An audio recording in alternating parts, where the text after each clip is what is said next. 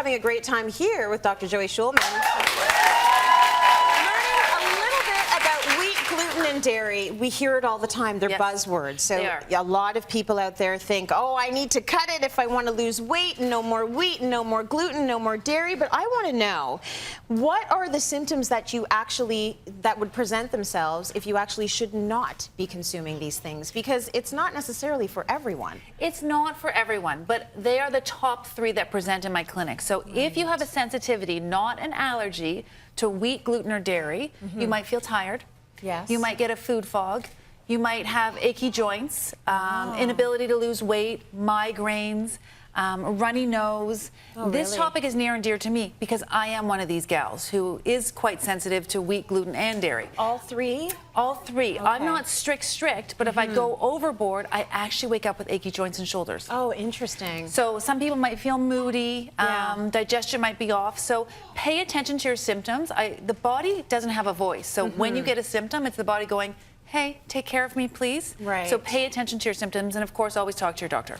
Yeah, make sure you talk to your doctor, because I'm thinking, hey, I'm moody and tired. Does that mean I shouldn't have any wheat, gluten, or dairy? It could be other things happening in your life as well. It definitely could be other things. I mean, the running nose and the achy joints, those are probably big screaming flags, right? Absolutely, but a very simple test, Tracy, it's just if you want to pull gluten out of the diet, see how you feel. And then that's where the food journal comes into place. See how you feel. So, of course, we need dairy for our calcium, so the message to the viewers is not take away all dairy. It's just pay attention to your body. Okay, I love that. What's the difference? You mentioned not an allergic thing, but what's the difference between a sensitivity and an intolerance? So a sensitivity and an intolerance are the same thing, actually. Okay. Those are the same sort of things that your body reacts to them. An actual allergy is an immune response that can be anaphylactic, God forbid. That's when strict adherence with an allergy is necessary. Or if you're celiac, for example. Right. And then you have to eliminate gluten for sure. Okay. So an intolerance, a sensitivity, you inflame from it. Your body doesn't love it. Your body thinks it's an invader. Yeah, okay. And inflammation can cause a myriad of other issues. You don't really want inflammation happening. You don't want inflammation, and people only think of inflammation, I skinned my knee and I inflamed. No, your whole body can be inflamed. Yeah.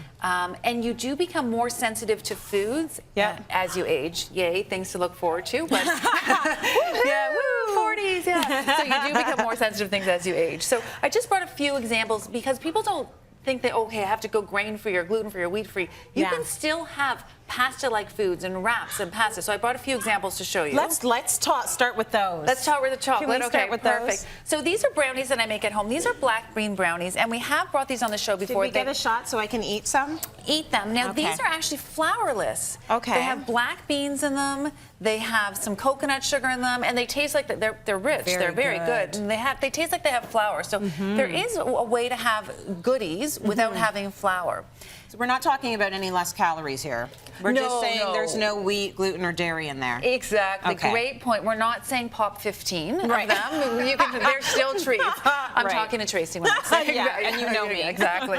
Now, there are alternative grains that you can have. So let's talk about pasta for a second, because people think I can't have pasta because I'm sensitive or it's too heavy. This is chickpea pasta. So it's made entirely of beans. I've just thrown in some non-dairy Parmesan, a little bit of basil, olive oil. Fantastic. Another way to have pasta. So it looks like the regular pasta you would enjoy. It tastes like the regular pasta you would enjoy. Oh, that's even better. Yeah, exactly. Okay, what else do you have? And so we have some rice wraps or some quinoa, and those are great options as well. Some almond flour. You can even get mung bean or rice pasta. So there's a variety of stores that carry these. And now your local grocery stores are really tailoring things that are wheat-free and gluten-free. Absolutely. These rice wraps that I made here, just make sure, this is an important point for our viewer, you need to soak your rice wraps before you make them, and then they turn into mushy sort of wraps that you can roll it in. But look at how appetizing that looks, because when I hear wheat, gluten, and dairy-free, I think I will never be full for the rest of my life. But if you can still have pasta-like substances and cocoa and all of these things that are treats and like really satiating, you're okay. Absolutely. It's doable. And with dairy, you know, there's sauces that you can get that are made out of cashew milk that are really nice and creamy, so they taste like dairy. The reason I brought goat's cheese on is a lot of people like myself can tolerate goat's cheese or goat's brie. How delicious is that? So good. But you can't have, I don't do great with cow's milk, but I can do goat's milk. So you always want to test the waters a little bit. Yeah. And then there is coconut yogurt available. Right. And there's even rice and pea protein cheese, which might sound yuck to you. But I promise you, it's not yuck. It's really really yummy. Okay. Yeah, it's really yummy. So the taste is there. So even going gluten, wheat, and dairy free, I promise you, and I'm going to post a lot of recipes on this, it's still delicious.